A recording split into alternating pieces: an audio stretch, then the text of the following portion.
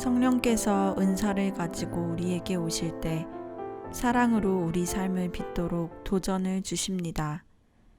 여기에는 우리의 노력과 수고가 필요합니다. 사랑은 저절로 우리에게 굴러들어오지 않습니다.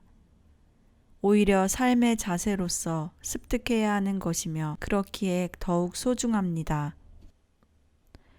사랑은 우리 안에서 일어나는 영과 육의 싸움에서 죄에 저항하는 방법을 배우게 하며 은혜 안에 성장해 가게 합니다. 내가 이르노니 너희는 성령을 따라 행하라. 그리하면 육체의 욕심을 이루지 아니하리라. 인간은 천성적으로 자기 중심적입니다. 희생적인 사랑을 하는 것이 쉽지 않습니다. 고린도전서 13장에서 바울은 우리의 현실적인 모습을 보여줍니다. 자기의 유익을 구하고 쉽게 노여워하고 분내며 자기 중심적이고 배려하지 못합니다. 누구든지 성령의 은사를 구하거나 소유한 사람은 사랑하려고 노력하며 예수님의 구원의 능력과 성령의 역사를 믿음으로 자신을 철저히 부인하는 책임이 따릅니다. 하나님의 영은 우리가 예수님의 모습을 드러내도록 우리를 통해 일하길 원하십니다. 우리는 죄를 심각하게 받아들일 필요가 있습니다. 사랑하지 못하는 자세를 증오하며 우리 삶에서 뿌리 뽑아야 합니다. 그럴 때 우리는 올바른 영 안에서 은사를 사용하게 될 것입니다. 만일 우리가 죄와 싸우는 것을 소홀히 여긴다면 악한 본성이 활개를 치게 될 것입니다. 우리는 종종 이기적인 사고방식에 빠져 있다는 사실조차 감지하지 못할 때가 있습니다. 우리는 따지고 판단하기를 좋아합니다. 다른 사람들을 깎아내립니다.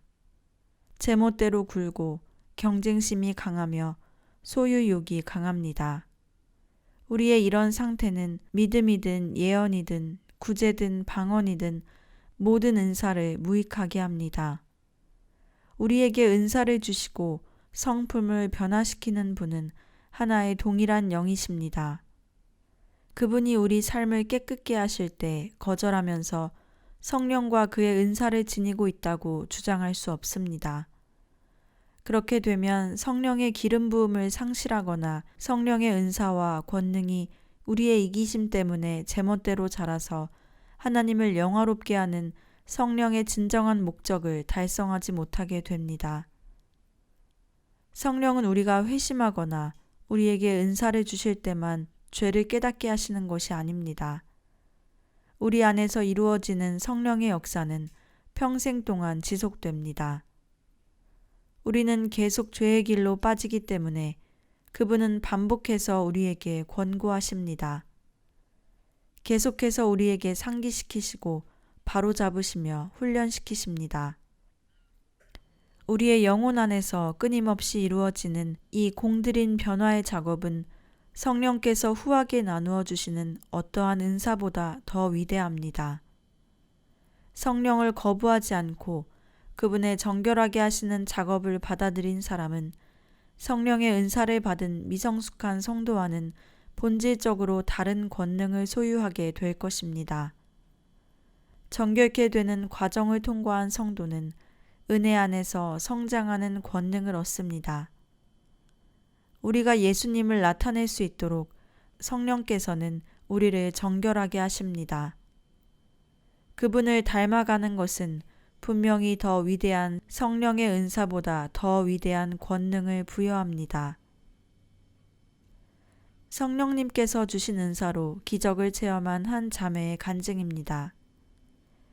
1946년에서 1947년 추운 겨울, 저는 체코 국경 근처에 있는 바이에른 마을에서 루터교 목회자 가정을 돕고 있었습니다. 도움이 필요한 난민들에게 미국의 루터교 교회에서 보내온 밀가루 등 음식물과 옷을 공급해주는 사역이었습니다. 어느 날 30대 중반쯤 되어 보이는 슬픈 얼굴을 한 마른 여성이 문을 두드렸습니다. 그녀는 우리의 주소가 쓰인 종이 쪽지를 들고 있었습니다. 제가 이해한 것은 그녀가 발트해에 있는 나라에서 왔다는 것이 전부였습니다. 저는 그녀를 지하 저장실로 데려가서 밀가루 한 봉지와 따뜻한 옷가지 몇 개를 건네주었습니다. 그녀는 미소조차 짓지 않았고 저는 그녀가 더 많은 무엇이 필요하다는 것을 깨달았습니다. 불안해진 그녀는 다급하게 자신의 모국어로 말하기 시작했습니다. 그래서 저는 그녀를 응접실로 데려와 함께 소파 앞에 무릎을 꿇었습니다. 그곳에서 기도 중에 그녀는 마음을 쏟아놓았습니다. 저는 그녀를 어떻게 도와야 할지 몰라 그저 방언 기도를 드렸습니다. 그런데 그녀의 반응이 놀라웠습니다. 다시 한번 제가 모르는 말을 마구 쏟아내기 시작했는데 이번에는 목소리에 경쾌한 가락이 실려 있었습니다. 슬픔이 물러가고 불안이 사라졌습니다. 그녀는 저를 껴안더니 기쁘게 갈 길을 떠났습니다. 오래지 않아 저는 무슨 일이 일어났는지 분명히 깨닫게 되었습니다. 방언의 은사를 통해 성령께서 그녀에게 그녀의 모국어로 말씀하신 것이 분명했습니다. 상담자와 위로자로서 그녀의 가장 깊은 필요를 돌보셨습니다. 몇 년 뒤 비슷한 경험을 한 여성을 만났습니다. 그녀와 그녀의 남편은 많은 어려움을 겪는 목회자를 만나서 기도하곤 했습니다. 한 번은 그녀가 소리내어 방언으로 기도하는데 그녀가 좀처럼 사용하지 않았던 방언이었습니다. 그 목회자가 물었습니다. 혹시 헬라어 성경을 공부하셨나요? 아니요. 그녀가 대답했습니다. 그렇군요. 방금 헬라어로 신약 성경을 말씀하셨거든요. 그래서 이제 제가 무엇을 해야 하는지 알았어요. 이와 같이 성령도 우리의 연약함을 도우시나니 우리는 마땅히 기도할 바를 알지 못하나 오직 성령이 말할 수 없는 탄식으로 우리를 위하여 친히 간구하시느니라. 아멘. 이번에는 성령님의 역사로 치유를 경험한 한 자매의 간증입니다. 저는 3살 때 심한 고열을 앓아서 병원에 가야 했던 적이 있었습니다. 마침내 의사가 원인을 알아내 전문의를 불렀을 때는 이미 늦은 상태였습니다. 그는 신장 질병이라고 진단을 내렸고 가망이 없다며 포기했습니다. 수술을 하기엔 제가 너무 어리고 약했기 때문입니다. 우리 부모님은 저를 집으로 데려가셨고 저에겐 이미 죽음의 그림자가 드리워 있었습니다. 바로 그때 지역의 한 목회자가 우리 집에 찾아오셨습니다. 그분은 교회에서 목회를 하신다고 하셨습니다. 그 교회의 복음 전도자는 안수 기도를 통해 치유의 은사를 받았고 그의 믿음의 기도로 많은 사람들이 고침을 받았다는 이야기를 전하셨습니다. 곧 저희 부모님께서는 저를 싸서 차에 태우고 그 전도자에게로 데려가셨습니다. 그분이 손을 얹고 간절히 기도해 주신 그 순간부터 저는 회복되기 시작했습니다. 열이 완전히 내렸고 식욕을 되찾더니 며칠 후 완전히 회복되었습니다. 부모님께서는 저를 그 전문의에게 다시 데려가셨습니다. 그분은 자신의 눈을 믿지 못하면서 무슨 일이 일어났는지 이해하지 못했습니다. 방사선과 여러 검사 결과 모두 음성으로 판명되었습니다. 결국 설명할 수 없는 일시적인 차도로 결론을 내렸고 앞으로 신장병이 재발되기 쉬울 거라고 했습니다.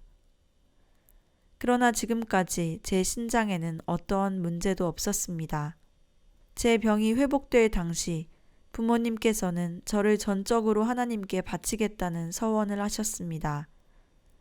그래서 하나님이 계속 저를 붙들어 주셨고 기독교 마리아 자매회로 부르신 것이 아닌가 싶습니다. 하나님께 깊이 감사드립니다. 세실리아 자매의 간증입니다. 저는 여러 해 동안 해외에서 사역을 한 뒤 영적인 교제의 결핍이 있는 사막에서 영적인 풍요로움이 기대되는 독일 본부 가나안으로 돌아올 기회가 주어졌습니다.